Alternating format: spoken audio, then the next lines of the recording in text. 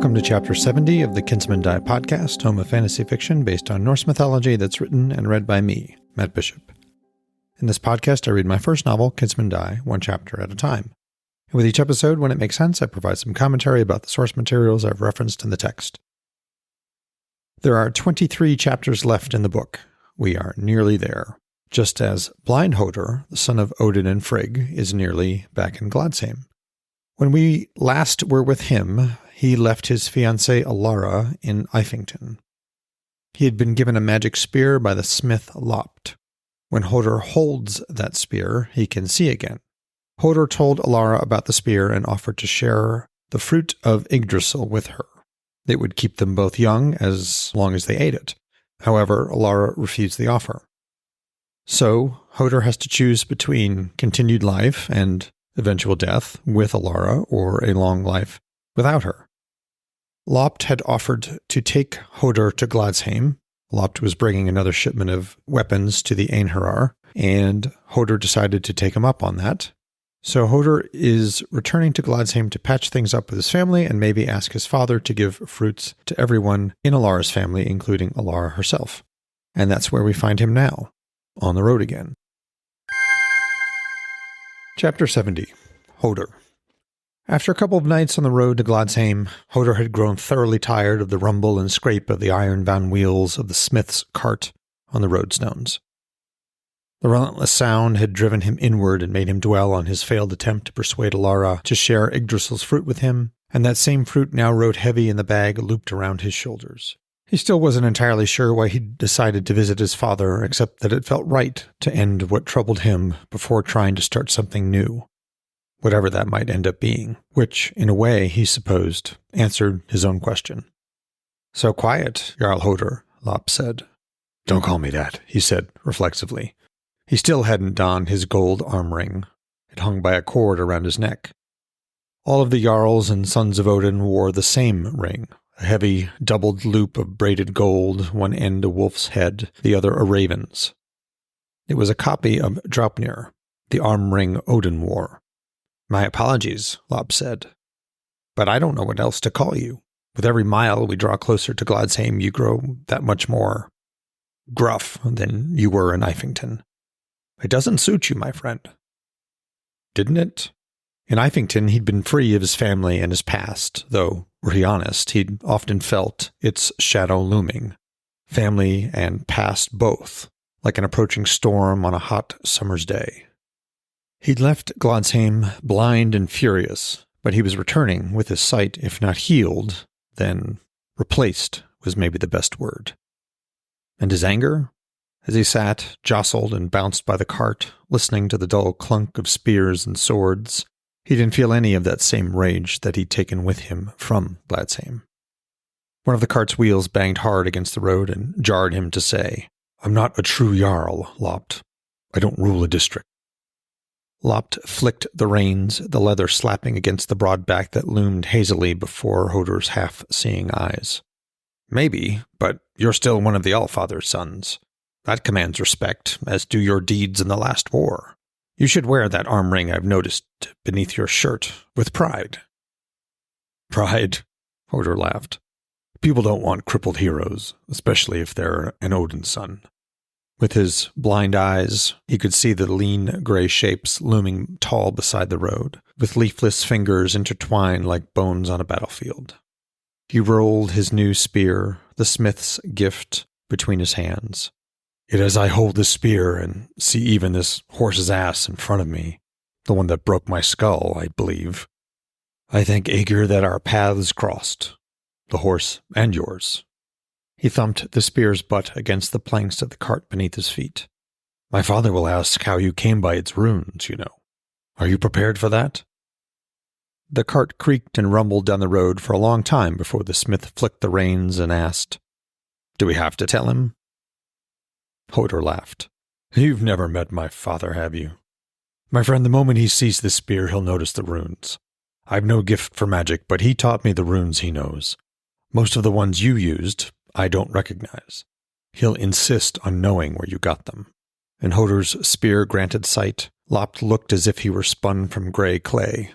The smith flicked the reins again. Maybe you could just use another spear while we're there. Well, now you have me worried. What magic did you use? My father and brother both failed to restore my sight. Yet I stumble across an unheard-of smith from a small village, and I mean no offense by that, who succeeded where they did not. He shook his head. No, my father will demand an answer. My brother will be nicer about it, but he too will want to know how you did what you did. After another dozen heartbeats of rumbling, rattling cartwheels, Lopt's shoulders slumped and he blew out a long sigh. I knew it couldn't last, but at least you'll speak for me, I hope. I have a Svartalvar chained to my forge. Hodr stiffened and his grip tightened on the spear. I joke, of course, Lopt said, grinning widely and glancing sidelong at Hodr. The smith's next words were drowned out by the banging rumble of an approaching cart.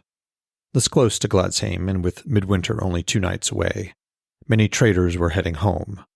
And from the way this oncoming cart leaped and lurched, this particular man was anxious to be there. He raised a hand in greeting, shouted something, and was gone again, his rumble trailing after him like one of Thor's storm clouds. When it was possible to again be heard, Hodr said, "Don't joke like that with my father." "Not funny, eh?" Lopt threw him a shadowy, lopsided grin. Hodr snorted. Lopt's voice slid into the silence between the rumbles of their own cart. "The truth is, I don't know where the runes came from. I learned my trade from my father, as he learned from his. The runes were a part of what was passed down from my grandfather and his father before him. My father knew what the runes meant and how they should be used, but he was killed before passing all of what he knew on to me. When he used the runes on the weapons he crafted, he hid them beneath the wrap on a sword's hilt, on the inside of the axe's head, by the wood on the spear's tang. When he started doing that regularly is when the Einherjar started buying our weapons. And then I just kept doing what he'd done." Hodr exhaled a breath he hadn't realized he was holding. Joking about the Svartalvar was not a good way to approach answering the Allfather's questions. But his father would accept that the knowledge of the runes had been passed down over generations. That was how everyone learned. He would press for more detail, though, and just imagining how his father would hone in where the runes came from made him want to itch the scars where his eyes had been.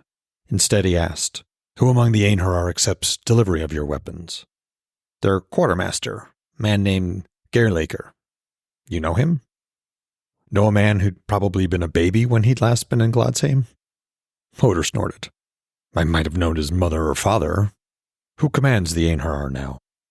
"Saglin, his name is. Met him once." "It was Jornsaxa when I was last home in Gladsheim. I heard that Garlon briefly took over after her." Lopt flicked the reins. "Saglin's the one who started buying our weapons." As another cart rumbled closer, heading away from Gladsheim, Hodr fell silent. He took a long look at the dim shapes all around him, the tall trees, the hazy ground. He raised his hand in response to the salute of the trader approaching them, and then laughed aloud because he'd seen the man's wave. "I know what you're thinking, Jarl." Lopt's voice was loud over the receding rumble. "The spear was a gift. I'll stand before your father and brother and take whatever punishment they deal out." "Punishment?" "For using those runes." "Have you provided weapons to our enemies?" "I only sell to the Einherjar, like my father did. Well, maybe a weapon here and there to those who come asking, but they're all Aesir, and I don't put runes on those weapons." "Then I don't think the Allfather will punish you, and if he tries, I'll speak for you, for all the good it would do. He'll certainly require you to show him all the runes you know and explain how you've used them." Lopt grunted, but said nothing. He flicked the reins again. Hodr clapped his hand down on the smith's shoulder. "And if I know my father, he may even require you to move here and start teaching what you know. He'll want better weapons to fight the Jotun." "Move? Teach?" "My father said these runes should be kept secret." Hodr shifted the spear to his left hand and held it out to the smith. "Then take it back now, drop me at the gate, and ride away home again. I'll keep your secret." The moment stretched out longer than the road they had left to travel. Hodr saw the smith's right hand release the reins and move slowly toward the spear. He drank in the sight, hazy though it was, knowing that if the smith took back the spear, he'd never see anything again. He brought Alara's face to his mind's eye and savored it, too, like that last bite of the fruit he'd eaten, and might not ever taste again. What would he do if Lopt took back the spear? Alara said she loved him as he was, blind and broken. Without this new sight, imperfect as it was, he could become the warrior he'd once been. He need not return to Ifington or to Alara. Did he only love her because he was half the man he'd been? The smith's hand closed over his. "Keep it, Jarl," Lopt said quietly. "I said I'd face the Allfather's judgment. I meant it." Relief bloomed in Hodr's heart, and he realized that, if he was honest, he still had no idea what choice he'd make. Well, folks, that was Chapter 70 of Kinsmen Die. I hope you enjoyed it. Lopt joined Hodr on his journey to Gladsheim, one final shipment of weapons for the Einherjar in his cart. Lopt provided a little detail on how he learned the runes he used on the spear. Hodr remains undecided about what path he'll choose, but for now he's headed to Gladsheim. Next week we're back with Odin and his journey into the land of the dead. Until then, if you have the time and inclination, please rate or review the podcast. That helps boost the show's visibility, as does sharing it. And my thanks to those of you who have done so on all the various platforms on which the podcast is available. As always, I'm going to read from both the Bellows and Larrington translations of the Havamal, the sayings of the High One, Odin. Bellows, verse 70. It is better to live than to lie a corpse. The live man catches the cow. I saw flames rise for the rich man's pyre, and before his door he lay dead. Larrington, verse 70. It is better to live than not to be alive. It's the living man who gets the cow. I saw fire blaze up for the wealthy man, and he was dead outside the door. So here's my take on this verse, which I'm interpreting from the perspective of an older Odin, who knows what doom awaits him. He's looking back on his life and giving advice to the listener or reader. The message in the first two lines is endure. Only if you are alive can you catch a cow. And in Norse society, along with many ancient cultures, cattle were synonymous with wealth. So Odin is saying, sure, maybe your life sucks now, but it's better than being dead. Endure. Strive for wealth. Only if you're alive can you get it. If you're dead, that's it. The last two lines are problematic. I looked at Quadratov's commentaries, and he cites some other sources. The gist of all of it is that the original language isn't clear, and the translators don't really know how to translate it, which perhaps means that we've lost the context for what the original words meant. The fire could be the wealthy guy's house going up in flames, meaning he lost everything, including his life.